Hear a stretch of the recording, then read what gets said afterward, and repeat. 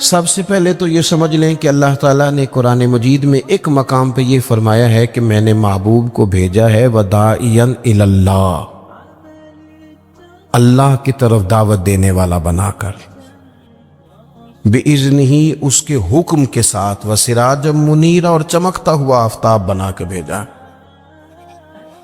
اللہ کے پیارے رسول صلی اللہ تعالی علیہ وسلم نے ہمیں بتایا ہے کہ خالق بھی اللہ ہے، مالک بھی اللہ ہے، رازق بھی، تو پھر عبادت کے لائق بھی اللہ ہی ہے۔ سجدہ سوائے اللہ کے کسی کے لیے جائز؟ اعلیٰ حضرت بریلوی رحمۃ اللہ علیہ سے کسی نے تعظیمی سجدے کا سوال پوچھا، عبادت کا سجدہ تو ویسے ہی کفر ہے، شرک ہے، تعظیم کے لیے سجدہ، تو 40 کے قریب دلائل، 50 کے قریب دلائل کتاب و سنت سے دیے، 150 کے قریب حوالہ جات فقہاء اور محدثین سے دیے، اور اعلیٰ حضرت نے ایک پوری کتاب لکھ کے بتایا کہ سجدہ سوائے رب کے کسی اور کے لیے جائز نہیں۔ یہ جو عقیدہ توحید و رسالت ہے نا، یہ بندے کو مضبوط کرتا ہے۔ قرآن مجید کی جتنی مکی صورتیں ہیں وہ عقیدے کی پختگی کی بات کرتی ہیں۔ پختہ عقیدہ ہو ہمارا، پختہ، جب ہمارا ذہن ہوگا نا رزق اللہ نے دینا ہے، پھر کوئی ناجائز ذریعہ نہیں اختیار کریں گے۔ جب ہمارا ذہن بن جائے گا نا کہ مالک اللہ تعالیٰ ہے، عزتیں ذلتیں یہ مشیت الہی کا تقاضا ہوتی ہیں، پھر ہم کوئی غلط سیاست نہیں کریں گے، کوئی چور رستہ نہیں تلاش کریں گے آگے جانے کا۔ جب ہم عقیدہ توحید و رسالت والے ہوں گے تو پھر کچی پکی باتیں نہیں کریں گے، پھر توکل مضبوط ہوگا، اللہ کی ذات پر بھروسہ مضبوط ہوگا، پھر ہم اپنے رب کی جانب توجہ رکھیں گے۔ تو ایک تو مقصد رسول کریم کے تشریف لانے کا لوگوں کو اللہ کی جانب بلانا، اللہ کی جانب۔ حضور کثرت سے عبادت کرتے تھے۔ آج کل وہ جو نسبت کے بڑے دعوے دار ہیں وہ عبادت سے دور ہیں۔ آپ کیمروں کے سامنے بٹھا لیں، میرے جیسے آدمی کو بھی گھنٹوں بٹھا لیں، لیکن کچھ مصلی پہ بھی چلو گھنٹوں نہ صحیح تو کوئی آدھا گھنٹہ ہی بیٹھ جائے۔ نبی پاک علیہ الصلوۃ والسلام نا میرے عزیز، نماز فرض ہونے سے پہلے بھی کئی دن جا کے غار حرا میں عبادت کرتے تھے۔ یہ جو لوگ کہتے ہیں نا کہ سارا کچھ ہونے کے باوجود میں پریشان ہوں، تو ان کی روح عبادت مانگتی ہے، ان کا دل عبادت مانگتا ہے، ان کی پیشانیاں سجدوں کو تڑپتی ہیں۔ وہ جب تک اپنے آپ کو مصلی سے وابستہ نہیں کرتے سکون نہیں پا سکتے، کیونکہ کچھ ضروریات وجود کی ہیں، کھانا پینا سونا، کوئی ضروریات روح کی ہیں، اور جب تک ہم اپنے روحانی معاملات کو نہیں دیکھتے تب تک ہماری وہ سکون والی کیفیت نہیں ہوتی۔ تو ایک تو نبی کریم علیہ السلام نے ہمیں اسباق دیے ہیں کہ عبادت، ذکر، تلاوت، اس پر ہم خاص توجہ کریں۔ میں دیکھتا ہوں آج کل ہمارے ہاں اس بات کا چلن کم ہے۔ مثلا مجھے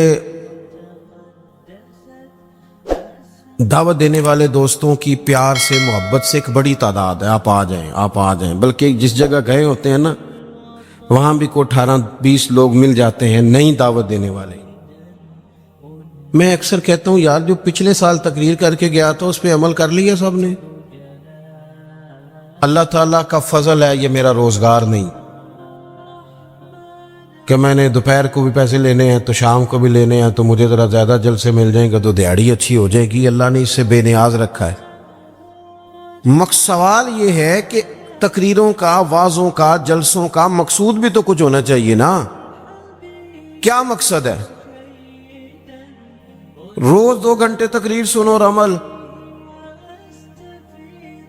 عمل کب کرنا؟ دین کو عملاً، دین اسلام اس لیے نہیں آیا کہ اس پہ کھل کے مقالے لکھے جائیں، اس پر کھل کے تقریریں کی جائیں، ایک ایک کریں یہ کام بھی ضرورت کے لیے، حرج نہیں، لیکن یہ تو عملی نفاذ کے لیے آیا ہے نا، تو عملاً دین کی طرف رغبت کرے۔ میلاد شریف کے موقع پر ہمیں زیادہ جوش دکھانا چاہیے دین پہ عمل کرنے کا، اس لیے کہ حضور سید عالم علیہ الصلوۃ والسلام کی بعثت مبارکہ کے مقاصد بھی تو اجاگر ہو کے سامنے ہوتے ہیں کہ نہیں۔ دوسرا مقام قرآن مجید میں اللہ فرماتے ہیں وَمَا أَرْسَلْنَا مِن رَسُولٍ إِلَّا لِيُطَاعَ بِإِذْنِ اللَّهِ، دنیا میں ہم نے جتنے بھی رسول بھیجے وہ اس لیے بھیجے کہ ان کی اطاعت کی جائے۔ رسول دنیا میں اس لیے آتے ہیں کہ ان کے پیچھے چلا جائے، نقش قدم ان کا اپنایا جائے، ان کے رستوں کا بندہ مسافر بنے۔ رسول اطاعت کے لیے آتے ہیں، ان کی فرما برداری کی جائے۔ میں آپ سے عرض کروں گا کہ یہ محبتیں بڑی ضروری ہیں، یہ محبتیں ہوں گی تو عمل کا جذبہ پیدا ہوگا، لیکن ایک دوسرا پہلو بھی یاد رکھیے گا، رسول پاک آئے ہیں فرما برداری کے لیے۔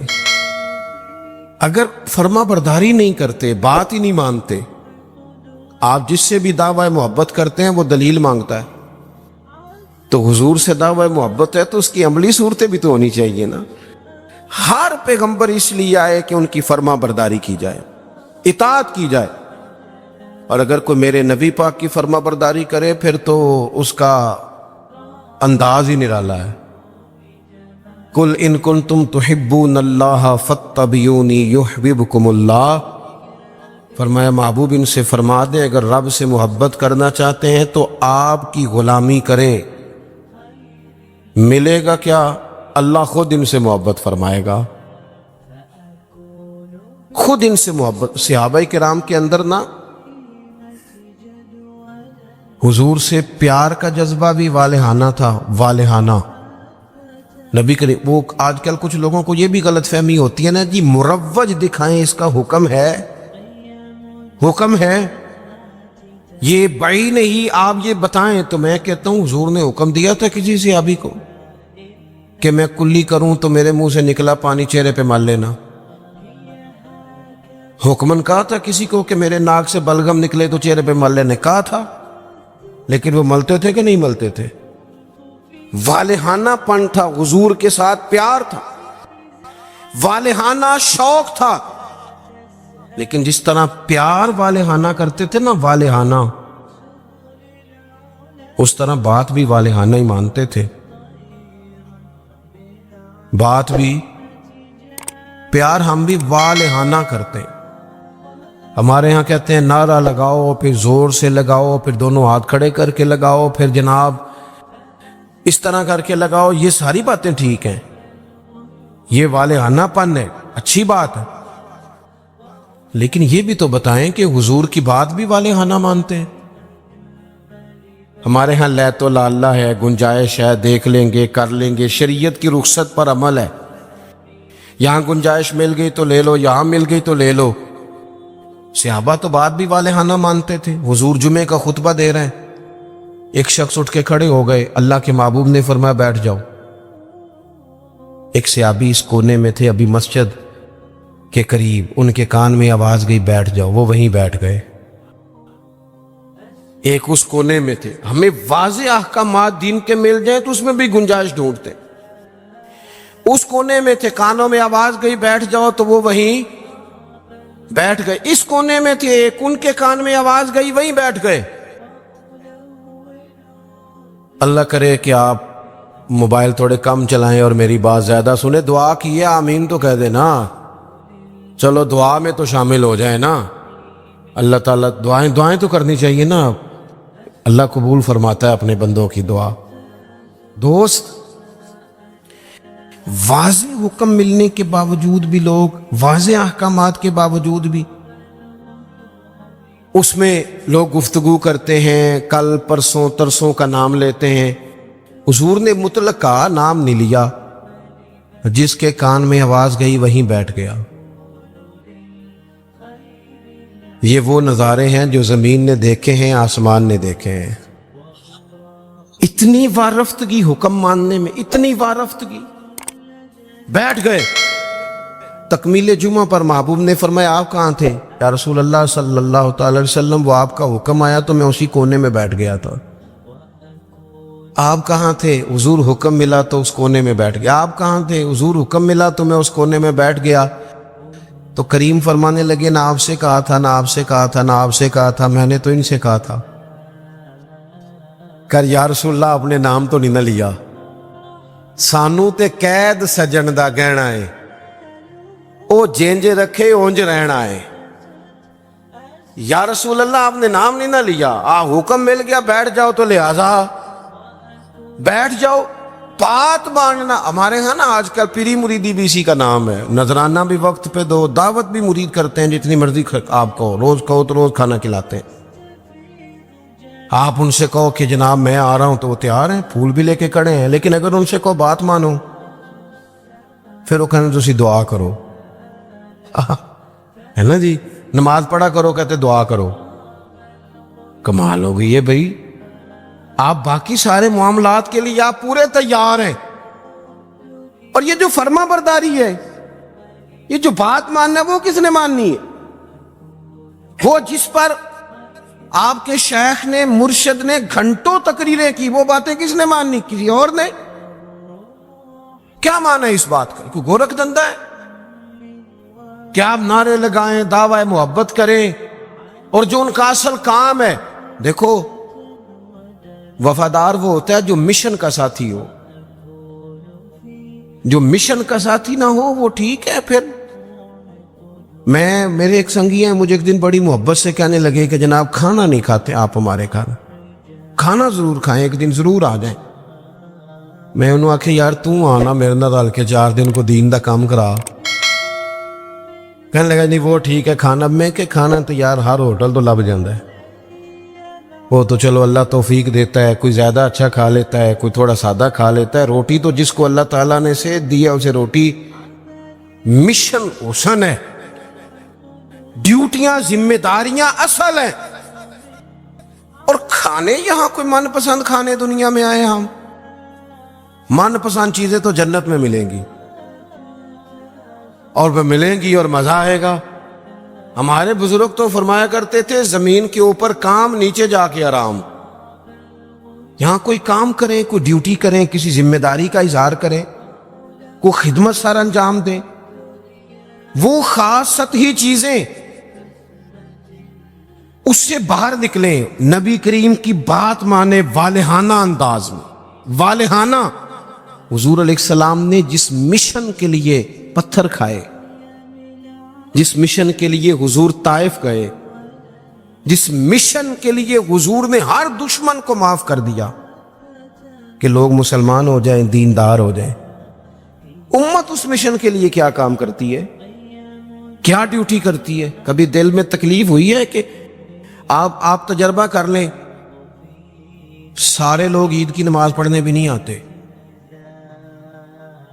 اس لیے کہ کچھ ایسے ہوتے ہیں جن کی ساری رات دکان کھلی رہتی ہے اور سویرے سو رہے ہوتے ہیں۔ کچھ کہتے ہیں میں نے وعدے کیے ہوئے ہیں وہ میں نے پورے کرنے، عید کی نماز بھی سارے پڑھنے، لیکن رش اتنا ہوتا ہے کہ مسجدیں چھوٹی پڑ جاتی ہیں۔ اس کا مطلب یہ ہے اگر ساری مسلمان امت نمازی ہو جائے تو نئی مسجدیں بنانی پڑے، لیکن آپ باقی سارے کام کرا لیں شوق سے کر دیں گے۔ بھئی سجدے کا بھی ذوق پیدا کرو، حضور کی فرما برداری اصل ہے۔ تیسرا مقام قرآن پاک کا، قرآن مجید نے کہا کما ارسلنا فیکم رسولا منکم یتلو علیکم آیاتنا، جیسا کہ ہم نے تمہیں میں سے تمہیں ایک رسول دیے ہیں جو تم پر ہماری آیتیں پڑھیں گے، وَيُزَكِّيكُمْ، اور تمہارا تزکیہ کر دیں گے، تمہیں پاک صاف کر دیں گے۔ نبی پاک کی تعلیمات یہ ہیں کہ تو ظاہری طور پر بھی بڑا صاف ستھرا ہو۔ حضور نفاست کو پسند کرتے، صفائی کو محبوب رکھتے، خوشبو کا استعمال کرتے، مسواک کو محبت سے استعمال کرتے، ظاہری صفائی بھی۔ اور ترمذی میں موجود ہے، حضور نے فرمایا اے انس بن مالک میرے بیٹے، ہو سکے تو صبح اس حال میں کرنا کہ تمہارے سینے میں کسی کا بغض نہ ہو۔ فرمایا یہ میری سنت ہے، اور جس نے میری سنت سے محبت کی اسی نے مجھ سے محبت کی۔ نرے دانت صاف کرنا ہی سنت نہیں، دل صاف کرنا بھی سنت ہے، باطن بھی صاف ہونا چاہیے، انسان کے اندر سے ساری بیماریاں نکل جائیں۔ عزیز دوست، تزکیہ ہو، حسد سے خالی ہو سینہ، بغض سے خالی ہو۔ یہ جو روحوں پر بوجھ ہوتا ہے یہ حسد کا ہوتا ہے، یہ باطن پر دھبا ہوتا ہے یہ عداوت کا ہوتا ہے۔ یہ کچھ چیزیں جو ہمیں بالکل بے قرار کر دیتی ہیں یہ تکبر کا روگ ہوتا ہے، یہ عجب خود پسندی یہ اندر انسان کے جوار بھاٹا پیدا کر دیتی ہے۔ اگر بندہ ہو جائے سادہ، حضرت باجدید بستامی رحمۃ اللہ علیہ کھڑے تھے تو ایک شخص نے آپ سے پوچھا حضرت خواجہ پیر باجدید بستامی سے ملنا ہے۔ آپ فرمانے لگے یہ جو بندہ جس کا تم نے ابھی نام لیا ہے نا، اس کو ڈھونڈتے مجھے 30 سال ہو گئے، مجھے نہیں ملا۔ 30 سال یہاں بیچارے نقیب ان کی کلاس لگ جاتی ہے، اگر وہ لقب تھوڑے بیان کریں تو لسٹوں میں لکھ کے دیے جاتے ہیں، یہ نام نہیں لیا، یہ نام نہیں لیا، فلانے چودھری کا نام رہ گیا، فلانے کا رہ گیا، فلانے کا۔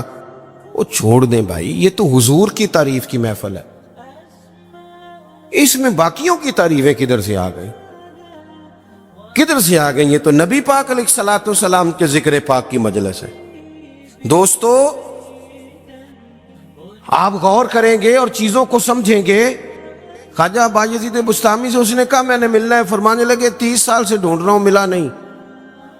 وہ سائڈ پہ جا کے ایک بندے سے کہنے لگا میں نے حضرت خواجہ پیر شیخ باجدید بستامی سے ملنا ہے۔ کہنے لگے ابھی تو وہاں کھڑے تھے تمہارے پاس۔ کہنے لگا میں نے تو پوچھا ہے۔ کہنے لگے اصل میں یہ جو تم نے لائن لگائی ہے نا القابات کی، یہ وہ مانتے نہیں اپنے آپ پہ، نہ حضرت نہ خواجہ نہ پیر نہ صوفی، وہ تو نیرا باجدید کہتے ہیں، اور اس میں بھی کئی دفعہ روتے ہیں رب کی بارگاہ میں۔ تو یہ جو القابات تم نے لگائے ہیں نا، ہمارا تو جناب بڑا عجیب منظر ہے۔ تو تزکیہ کے لیے حضور آئے، پھر فرمایا وَيُعَلِّمُكُمُ الْكِتَابَ وَالْحِکْمَةَ، حضور تمہیں کتاب سکھائیں گے، حکمت سکھائیں گے۔ حضور قرآن سکھانے آئے، نبی کریم کیا سکھانے آئے؟ آپ بنے انجینئر شوق سے، آپ لیکچرار بنے شوق سے بنے، لیکن ساتھ قرآن پاک کے قاری بھی تو بنے نا، قرآن پاک کو سمجھنے والے بھی تو بنے نا۔ اس بندے کو اتنی کہانیاں آتی ہیں، جسے اپنے شجرے آتے ہیں، جسے اپنی برادری کی شان آتی ہے، اسے قرآن کی آیتیں کیوں نہیں آتی؟ جسے ساری پنچایت میں ساری بات سنانی آتی ہے، اسے قرآن مجید بھی آ سکتا ہے۔ شرط یہ ہے کہ وہ آگے بڑھے، قرآن پاک کو سیکھے۔ ہم نہ کچھ کام ہم نے بچوں کے ذمہ، میرے پاس ایک صاحب بچہ لے کے آگے کہنے لگے دعا کریں یہ پڑھ جائے، تو میں نے کہا آپ بھی کچھ 100 سال کے نہیں ہو گئے، میں دعا کرتا ہوں آپ دونوں ہی پڑھ جائیں، آپ بھی تو پڑھ ہی سکتے ہیں نا، آپ بھی تو توجہ کریں نا۔ ہم نا جناب وہ بعض لوگوں کا عجیب زاویہ نگاہ بن جاتا ہے، او بھائی آپ بھی پڑھ سکتے ہیں، آپ کیوں نہیں پڑھ رہے؟ او جی میری اب زبان موٹی ہو گئی ہے، تو میں نے کہا یہ کل آیا ہے واٹس ایپ سب نے سیکھ لیا ہے، یہ کل ہے، ای میل کرنا بھی آ گیا لوگوں کو، اور کمنٹس دیکھنا بھی آ گیا، اور بڑے بڑے لوگ جن کو نہیں بھی توجہ جن کی ہونی چاہیے تھی ان کی بھی توجہ، یعنی میں تھوڑا مصروف زیادہ رہتا ہوں، اور اب تو کچھ طبیعت بھی ٹھیک نہیں رہتی، دعا فرمائے اللہ تعالیٰ کچھ کام لے لے۔ وہ کوئی دوست پوچھتا ہے کہ آج کل کیا کر رہے ہیں، تو میں کہنا کچھ بھی نہیں، بس ہڈیاں آنیاں جانیاں دیکھو، ادھر آ رہے ہیں اور ادھر جا رہے ہیں، میں یہی کام کر رہے ہیں، اس کے باوجود لوگ ناراض ہیں۔ یعنی مسئلے دو ہی تھے، عمر بھر حل نہ ہوئے، ایک نیند پوری نہ ہوئی اور دوسرا خواب مکمل نہ ہوئے۔ سوچتے ہی رہتے ہیں کبھی 6 گھنٹے کٹھے ملے تو سوئیں گے، لیکن کوئی کام خاص جس طرح کرنا چاہیے مرتب کر کے وہ ہم سے ہوتا نہیں۔ اللہ توفیق دے تو ہو جائے، لیکن میں ایک چیز محسوس کرتا ہوں شدت کے ساتھ، بڑی شدت کے ساتھ، کہ کچھ ایسی چیزوں کو لوگوں نے اوڑھ لیا ہے۔ مجھے زیادہ وقت نہیں ملتا، کئی دوست پوچھ لیتے ہیں، بلکہ شاید ہر ہفتے کوئی پوچھ لیتا ہے آپ سٹیٹس کہاں پہ لگاتے ہیں؟ میں کہ یار مینوں لانا نہیں آتا، لیکن وہ بس ایک ذہن بن گیا نا. اور ایسے لوگ جن کے بارے میں وہ امید تھی کہ یہ سٹیٹس والے نہیں، یہ تسبیح والے ہیں، یہ اللہ اللہ کریں گے، ان کے ہاتھوں میں بھی موبائل نظر آتا ہے. اور جو بھی چیز ہاتھ میں ہو وہ چلنے لگتی ہے. موبائل ہاتھ میں ہوگا تو چلے گا، اور اگر تسبیح ہوگی تو وہ بھی انشاءاللہ چلے گی. چلیں، اس کی بھی ضرورت ہے، کہیں تو چلائیں، لیکن باقی تسبیح بھی تو لینا ہاتھ میں، کچھ وقت اسے بھی تو دینا. تو میرے عزیز قرآن مجید کو سیکھیں. اور پھر فرمایا والحکمہ، حضور تمہیں دانائی سکھانے آئے. نبی پاک نے ہمیں باشعور کیا ہے. بصیرت کا جو نور دروازہ رسول سے ملتا ہے وہ کہیں سے بھی نہیں ملتا. حضور کی باتیں حکیمانہ، نبی پاک کے ارشادات انسان کو تازہ کر دینے والے، ذہن کی بند گرہیں کھول دینے والے. حضور کے ایسے فرامین. نبی پاک علیہ السلام نا انا نہیں جگاتے لوگوں کی. ہم جب کسی شخص سے گفتگو کرتے ہیں تو وہ رد عمل کے طور پر سخت ہو جاتا ہے، جو کہ ہم انا جگا دیتے ہیں. حضور انا نہیں جگاتے تھے، نبی پاک ضمیر جگاتے. حضور اس طرح کی بات کرتے تھے کہ سامنے والے کو تعلیم مل جاتی، ایجوکیٹ ہو جاتا، اس کی نفسیات قبول کر لیتی کہ یہ بات ٹھیک ہے، نفسیات قبول کر لیتی. ایک نوجوان نے آ کے کہا معاذ اللہ ثم معاذ اللہ، یا رسول اللہ مجھے زنا کی اجازت دے. صحابہ کہتے ہیں ہمیں بڑی تکلیف ہوئی اس کی بات کی، لیکن حضور نہ تعلیم دیتے ہیں. نبی کریم نے بٹھا لیا اور بٹھا کے فرمایا ایک بات بتا. یا رسول اللہ حکم کرے. فرمایا تو پسند کرتا ہے کہ تیری بیٹی سے زنا کرے؟ اس کی آنکھیں کھل گئیں، یہ کیسے ہو سکتا ہے؟ فرمایا تیری بہن سے، ماں سے، خالہ سے، پھپھو سے، جو رشتے قریبی ہیں حضور نے گنوائے تو اس کی آنکھیں لال ہو گئیں غصے سے. یا رسول اللہ میں نام بھی نہیں لینے دیتا. اب حضور نے اس کے ذہن پر دستک دی. معاشرے میں جب آپ کسی چیز کو خریدنے نکلتے ہیں تو آپ پھر دکان بھی تو ڈھونڈتے ہیں نا کہاں سے لینی ہے. تو جس چیز کو آپ خریدنے جائیں گے یقیناً اس کی مارکیٹ بھی تو ہونی چاہیے نا، کہیں سے ملے گی وہ. تو نبی پاک صلی اللہ تعالی علیہ وسلم اس ذہنی سطح پر لائے اپنی حکمت کے ساتھ. حضور فرمانے لگے تو نہیں اجازت دیتا اور ہونا بھی نہیں چاہیے ایسا، لیکن جس سے تو بدکاری کی اجازت مانگ رہا ہے وہ بھی تو کسی کی بیٹی ہوگی نا، وہ بھی تو کسی کی بہن ہوگی. کیوں نہیں سوچتے اس بات کو ہم کہ معاشرے میں جب آگ لگتی ہے پھر کسی کا گھر بھی محفوظ نہیں رہتا. تو جب بے حیائی کا چلن عام ہوتا ہے.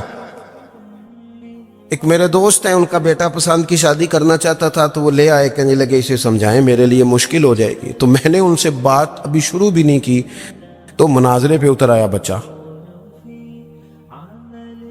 کہنے لگا مولانا صاحب بتائیں جائز نہیں؟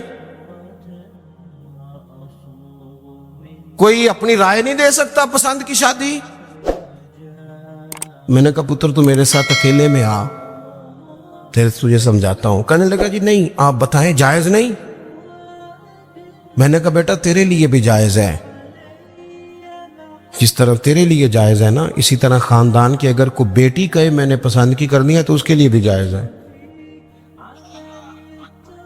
اب اس کی گردن جھک گئی، اب چپ کر گیا. میں نے کہا جو رواج آپ گھر میں ڈال رہے ہیں اس کا مطلب یہ تو نہیں نا کہ بیٹیوں کو پتہ نہیں چل رہا آپ کیا کر رہے ہیں. تو جو چلن آپ پیدا کر رہے ہیں یہ عام تو ہوگا. تو اگر بیٹی کل کو کچھ اٹھ کے مطالبہ کرے، وہ کہے کہ جس فلسفے سے اس کی بات مانی جا سکتی ہے میری بھی مانی جا سکتی ہے، پھر آپ کا کیا خیال ہے؟ تو بعض اوقات اللہ توفیق دیتا ہے، کسی کی سمجھ میں بات آ جاتی ہے، اس کی سمجھ میں آ گئی. اور میرے بھائی جب کچھ چیزوں کا چلن عام کرو گے نا، علاقے چھوڑ کے چلے گئے ہیں بہت سارے باپ، بستیاں چھوڑ دیں لوگوں نے، صدیوں سے جہاں خاندان آباد تھے چھوڑ دیے. کیوں؟ اس لیے کہ بیٹی نے مرضی کی شادی کر لی. غلطی کسی کی غلطی کا کوئی بوجھ نہیں اٹھائے گا، یہ غلطی ماں باپ کی نہیں ہے۔ نافرمان ہونے لگے تو حضرت نوح کا بیٹا بھی ہو جاتا ہے، لیکن لوگ اس نگاہ سے دیکھتے ہیں کہ جینا مشکل کر دیتے ہیں، لیکن جب برائیوں کا چلن عام ہوتا ہے پھر وہ سب کو اپنی لپیٹ میں لیتی ہیں۔ تو حضور اس حکمت سے دین سکھاتے، ہم وہ دانائی نہیں استعمال کرتے، وہ بصیرت نہیں، بس جذباتی فیصلے، جذباتی باتیں، جذباتی گفتگو۔ اپنی زندگی میں دانائی، بصیرت۔ حضور نے تو بعد فیصلے یہ حدیبیہ کے موقع پر کتنے مشکل میں تھے صحابہ، ایک ایسا سخت فیصلہ کر دیا ہے کہ اگر کوئی وہاں سے مسلمان آئے گا تو مدینے والے رکھیں گے نہیں، اور مدینے سے جائے گا تو وہ رکھ لیں گے، مکے والے وہ واپس نہیں کریں گے، ہم رکھ نہیں سکتے۔ صحابہ کہتے ہیں وقتاً تو ہم پریشان تھے، پر حضور کی حکمت کے قربان جائیں، یہی شرط وجہ بنی مسلمانوں کی فتح کی۔ اس لیے کہ جن کو وہ وہاں سے نکلنا پڑتا تھا مکے سے، حضور رکھتے نہیں تھے، معاہدہ تھا، وہ پھر مجاہدوں کا الگ جتھا تیار ہو گیا۔ حضرت ابو بصیر رضی اللہ تعالیٰ عنہ، حضرت ابو جندل، ایک نئی جماعت مجاہدین کی، رستوں سے گزرنا کافروں کا مشکل ہو گیا، اور کچھ ایسے تھے جو مکے نہ رہ سکے، مدینہ نہ رہ سکے، تیسری جگہ جا کے ڈیرا لگایا، سارے کا سارا شہر ہی مسلمان کر دیا۔ زندگی میں کچھ چیزیں بصیرت سے کریں۔ ہمارے ہاں فیصلہ کس کے حق میں ہوتا ہے بھلا؟ جو پہلے آ جائے۔ اور میں کہتا ہوں آپ بیوی کی بات ضرور سنیں، لیکن اس کی سننے کے بعد جس کے بارے میں وہ بات کر رہی ہے پھر اس کی بھی سنیں۔ آپ اماں کی بات ضرور سنیں، توجہ سے سنیں، لیکن فوراً جذباتی نہ ہو۔ پھر اس کے بعد اماں نے جس کے خلاف بات کی اس کی بھی سنیں۔ دو طرفہ بات سن کے کہ کس طرح کے منصف ہیں زمانے میں، ایک بات سنتے ہیں اور اسی طرف ہو جاتے ہیں دانائی سے۔ اور آخر میں فرمایا وَيُعَلِّمُكُم مَّا لَمْ تَكُونُوا تَعْلَمُونَ، جو تم نہیں جانتے تھے وہ سارا میرے رسول تمہیں سکھاتے ہیں۔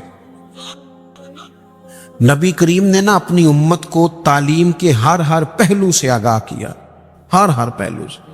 ہمارے پاس ذخیرہ ہے احادیث کا، اور قربان جائیں کچھ باتیں ایسی ہوتی ہیں جو بندہ کبھی پڑھ لینا تو لطف دے دیتی ہیں، لطف۔ مجھ سے ایک دفعہ ایک دانشور نے پوچھا کہ جناب کوئی ایک بات جس پہ زندگی گزاری جا سکے، ایک نوجوان تھے۔ میں نے ان سے کہا کہ میرا تو خیال ہے اس ایک حدیث پر پورا ملک سنوارا جا سکتا ہے، ایک پر، اور آتی بھی ہے ہم سب کو، شرط عمل کرنا ہے۔ حضور نے فرمایا مومن وہ ہے جو اپنے لیے پسند کرے وہی بھائی کے لیے پسند کرے۔ لو اس حدیث پہ عمل کر لو۔ جو بندہ ملاوٹ والی چیز بیچتا ہے اگر اس حدیث پر عمل کرے کہ جو اپنے لیے پسند کرنا ہے وہی اپنے، کبھی ملاوٹ کرے گا، کبھی دھوکہ دے گا، کبھی میرٹ سے ادھر ادھر ہوگا، چونکہ تو طے کر لیا ہے کہ جو اپنے لیے پسند کرنا ہے وہی اپنے بھائی کے لیے پسند کرنا۔ طے کریں زندگی میں۔ ہم یہ کرتے ہیں کہ اور ایک بار یاد رکھنا، یہ نہیں ہو سکتا کہ دوسروں کے بچوں کو تو ملاوٹ والی چیزیں کھلائے اور تیرے گھر میں صحت کا دور دورہ ہو، یہ کیسے ہو سکتا ہے؟ کسی کا گھر اجاڑ کے بھی کبھی اپنا بسایا جا سکتا ہے۔ جب تک ہم سب کے لیے سوچ وہ نہیں کرتے جو اپنے بچوں کے لیے، جب تک سب کے لیے وہ سوچ نہیں ہوتی جو اپنے گھر کے لیے، تب تک زمانے میں روشنی پیدا نہیں ہوتی۔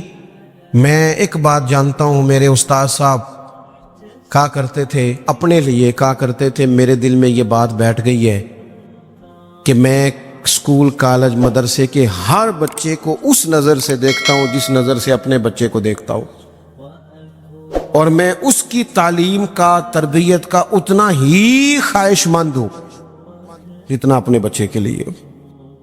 آپ زندگی میں یہ اصول پیدا کریں، ویسے بھی لطف آئے گا، ویسے بھی ذائقہ آئے گا۔ اور نبی کریم صلی اللہ تعالی علیہ وسلم کی جو تشریف آوری کے مقاصد حسنہ ہیں ان پر غور کریں۔ دو باتیں اور عرض کر دیتا ہوں پھر بات کو سمیٹتے ہیں۔ ایک تو حضور نے فرمایا میں معلم بن کے آیا ہوں، حضور سکھانے آئے، سیکھیں۔ حضور سے دین سیکھیں. یہ جتنی تبلیغ امت میں آج ہو رہی ہے نا کتاب و سنت کی، یہ ساری حضور ہی کی تبلیغ ہے. اس لیے کہ حضور کی امت کے علماء جو صحیح معنوں میں مستند بات لے کے آتے ہیں وہ نبی پاک کا فرمان ہی آگے بیان کر رہے ہیں. یہ وہی تبلیغ ہے. دوسری بات یہ ہے کہ حضور نے فرمایا میں مکارم اخلاق کی تکمیل کرنے آیا ہوں. حضور اخلاقی رواج پیدا کرنے آئے ہیں سوسائٹی میں، معاشرے میں.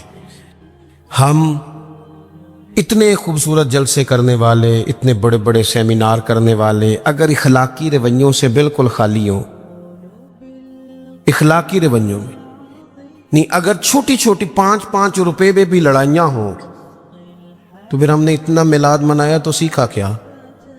میلاد والے رسول تو آئے ہی اخلاق کی تکمیل کے لیے، اور ہمارے اخلاقی رویے. اور میں پہلے بھی شاید کہہ چکا ہوں، پھر کہتا ہوں، اخلاق صرف میٹھا بولنے کا نام نہیں. میٹھا تو لوگ مطلب کے لیے بھی بولتے ہیں.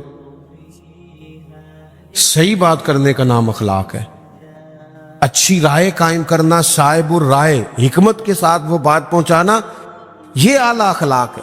اپنی مزاجوں میں قومیں اخلاق سے آگے جاتی ہیں، کردار سے آگے جاتی ہیں. ہمارا جو کردار ہوتا ہے وہ زمانے میں پھیلتا ہے. ہمارے اٹھنے بیٹھنے سے لوگ اثر لیتے ہیں، لیکن ہمارا انداز اپنے لیے اور ہے، دوسرے کے لیے.